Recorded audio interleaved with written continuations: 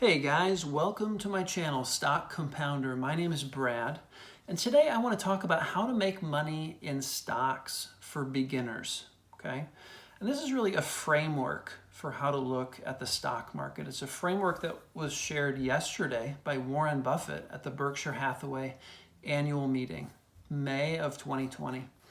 So, who better to get a framework for how to invest in the stock market from than the greatest stock market investor to ever live, really, Warren Buffett.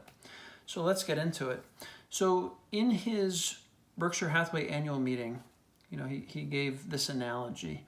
Now, people bring the attitude to stocks too often that because they're liquid, because they can be quoted minute by minute, that it's important that you develop an opinion on those stocks minute by minute, okay? Kind of short-term opinion.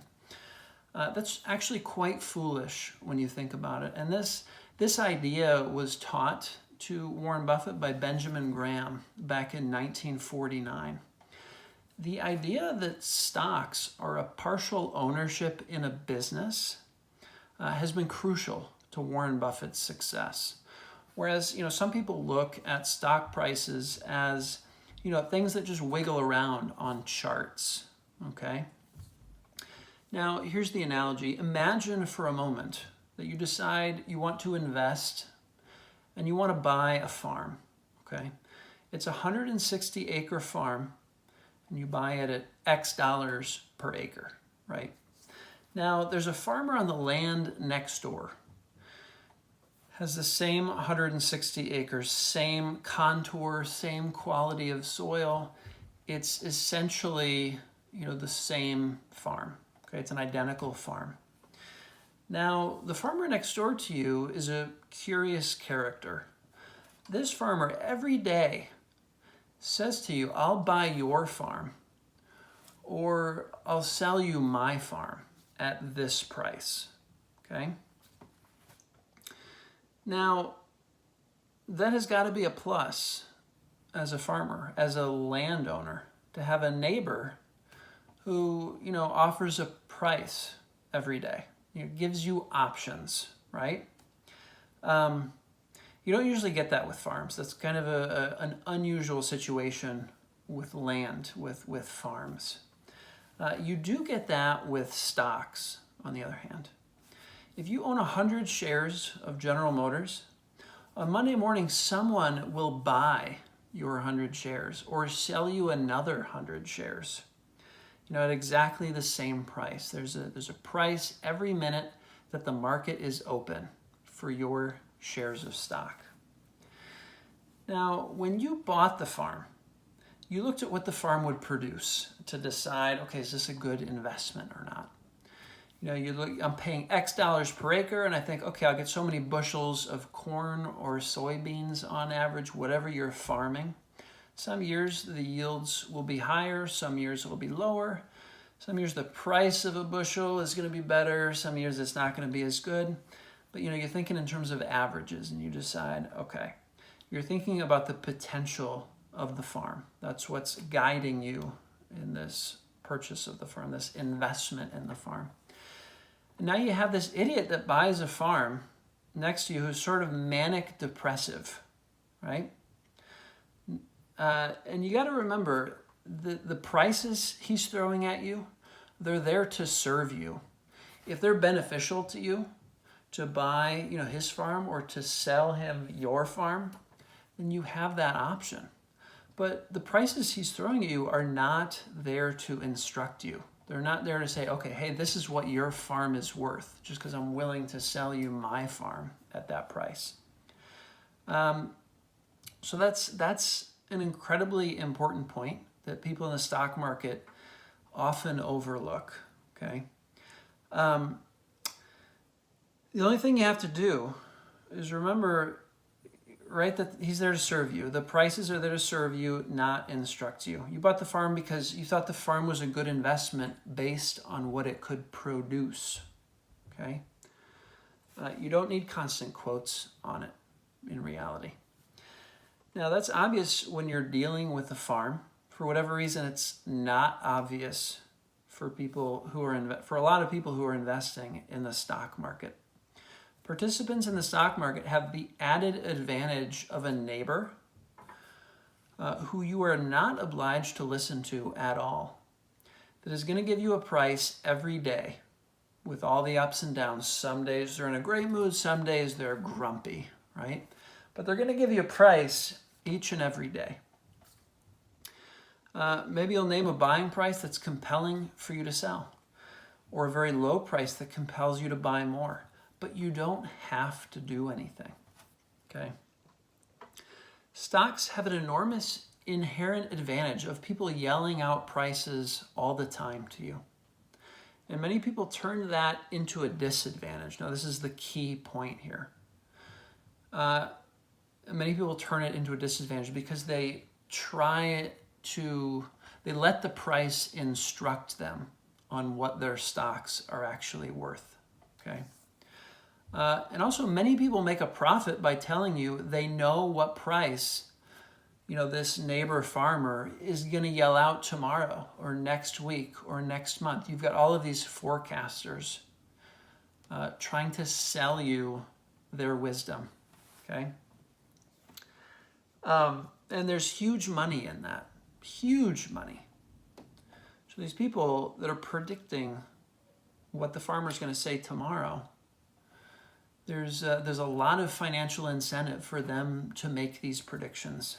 So people tell you it's important. They tell you their predictions are important and that they know, and that you should pay a lot of attention to their thoughts about what the price should be or will be. Now, Warren Buffett buys businesses based on what the business will produce, okay? The earnings the business will make into the future throughout the life of the business. Because those earnings are what's going to benefit you as a stockholder through price appreciation, through dividends, through stock buybacks, which means you own a bigger and bigger piece of the pie. But a lot of people in the stock market don't pay any attention to what the business is doing. They're just trying to outsmart their neighbor with these wiggles in prices on a short-term basis. Now, Buffett thinks this is really the wrong approach when it comes to making money in the stock market. It's really difficult to make money in the stock market that way.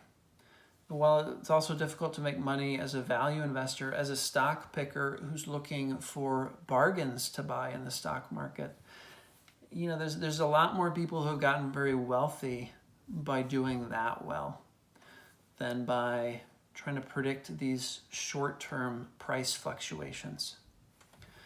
And clearly Buffett has made his money by, buying great businesses and holding them and getting rich by the results of the business, not by, finding a greater fool to buy your shares at a higher price.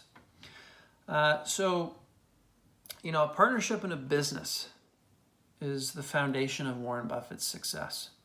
Rather than, having these chips to move around at a poker table, this short-term trading, buying and selling, a lot of activity.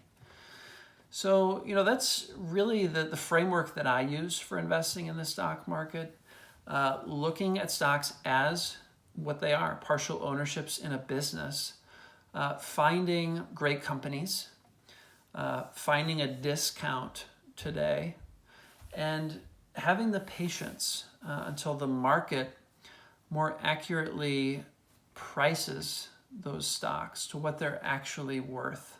This is really a tried and true way to make money in the stock market. And of course, if you're not interested in stock picking, if you don't have the appetite or the kind of desire to really learn how to do it well, there's always buying an index fund. Buying the S&P 500 is what Warren Buffett recommends. So, and that's the same thing. Buying the S&P 500, you're buying a partial ownership in, the largest, basically American businesses, the top 500 businesses in the US, and you're really owning, a piece of that pie that's done incredibly well over the last, Buffett was talking about since America was founded quite a bit in his talk, and just how much wealth has grown in the U.S. since it was founded. It's pretty remarkable how we've done in this country. So buying the S&P 500 is really buying a piece of that pie of American businesses. So that's all I had to say, guys. I just wanted to kind of share that framework. If you're just getting started in the stock market, I think it's a fabulous framework for how to think about the stock market and how to make money in it in a way that's time tested. Okay. So yeah, let me know if that resonates with you. Let me know if you watched the Berkshire Hathaway annual meeting. I thought it was fabulous. There was, of course, we all missed Charlie Munger, but so many nuggets in there. It's amazing how, almost 90 years old, Warren Buffett is, he's still so sharp. You get the sense he's just learning more and more every year, even at the age of 89. So that's all I got, guys. I hope you enjoyed this video. If you did, hit that subscribe button below so you see more videos. Smash that thumbs up button. It'll help the algorithm show this video to more people. And that's all I got, guys. I will see you in the next video. Take care.